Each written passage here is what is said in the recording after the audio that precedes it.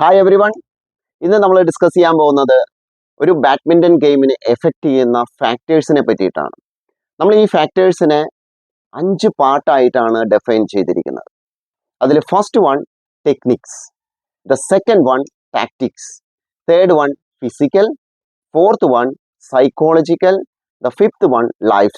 First one is techniques. Techniques എന്ന് പറയുന്നത് നമ്മൾ ബാഡ്മിൻ്റൺ കോർട്ടിൽ എങ്ങനെ മൂവ് ചെയ്യണം, എങ്ങനെ ഷട്ടിലിനെ ഹിറ്റ് ചെയ്യണം എന്നുള്ളതാണ് നമ്മൾ ഉദ്ദേശിക്കുന്നത്. The second one tactics. Tactics എന്ന് പറയുന്നത് നിങ്ങളുടെ ഡിസിഷൻ മേക്കിംഗ്, അതായത് നമ്മളൊരു ബോൾ വരുന്ന സമയത്ത് അതിനെ എങ്ങനെ ഹിറ്റ് ചെയ്യണം, എവിടേക്ക് ഹിറ്റ് ചെയ്യണം, എപ്പോൾ ഹിറ്റ് ചെയ്യണം എന്നുള്ളതാണ് നമ്മുടെ ഡിസിഷൻ മേക്കിംഗ് എന്ന് പറയുന്നത്. അതുപോലെ തന്നെ the third one physical. Physical എന്ന് പറയുന്നതിൽ നമ്മുടെ സ്ട്രെങ്ത്, അതുപോലെ തന്നെ സ്പീഡ്, അതുപോലെ തന്നെ എൻഡുറൻസ്, ഫ്ലെക്സിബിലിറ്റി, നമ്മുടെ ബോഡിയുടെ ഫ്ലെക്സിബിലിറ്റി, ഇത്രയും കാര്യങ്ങളാണ് നമ്മൾ ഫിസിക്കലിന്. Fourth one is psychological.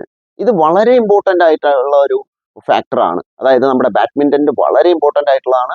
നമുക്ക് വേണ്ടത് സെൽഫ് റിലയൻസ് ഉണ്ടാവണം, അതുപോലെ തന്നെ സെൽഫ് കോൺഫിഡൻസ് ഉണ്ടാവണം, അതുപോലെ തന്നെ കൺട്രോൾ ഉണ്ടാവണം, കോൺസെൻട്രേഷൻ ഉണ്ടാവണം, കമ്മിറ്റ്മെന്റ് ഉണ്ടാവണം. ഇതാണ് നമ്മുടെ സൈക്കോളജിക്കൽ വരുന്നത്. ചില പ്ലേയേഴ്സ് നമ്മൾ ശ്രദ്ധിച്ചിട്ടുണ്ടാവും, അവരെല്ലാം നല്ല പ്ലേയേഴ്സ് ആയിരിക്കും, പക്ഷെ ചില ബാഡ്മിൻ്റൺ ടൂർണമെന്റുകളിൽ അവർ അറ്റൻഡ് ചെയ്യുന്ന സമയത്ത് വളരെ മോശം പെർഫോമൻസ് ആയിരിക്കും അവർ അവിടെ കാണിക്കുന്നത്. കാരണം എന്താണെന്ന് വെച്ച് കഴിഞ്ഞാൽ നമ്മുടെ സൈക്കോളജിക്കൽ പ്രോബ്ലം ആണ്. ഇതെല്ലാം നമ്മൾ കൺട്രോൾ ചെയ്ത് വരണം. അതുപോലെ തന്നെ ഫിഫ്ത്ത് വൺ ലൈഫ് സ്റ്റൈൽ.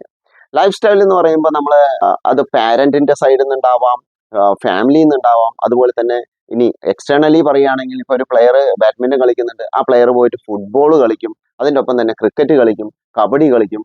ഈ സമയത്ത് നമുക്ക് എന്ത് സംഭവിക്കും? ഇഞ്ചുറീസ് വരാൻ സാധ്യത കൂടുതലാണ്. ഇത് റെഡ്യൂസ് ചെയ്യാനാണ് നമ്മൾ ഒരു ഗെയിമിലാണെങ്കിൽ ആ ഗെയിമിനെ കോൺസെൻട്രേറ്റ് ചെയ്ത് കളിക്കാൻ ശ്രദ്ധിക്കുക. അപ്പോൾ നമുക്ക് നന്നായിട്ട് പെർഫോം ചെയ്യാൻ ചെയ്യും. Okay, thank you for watching.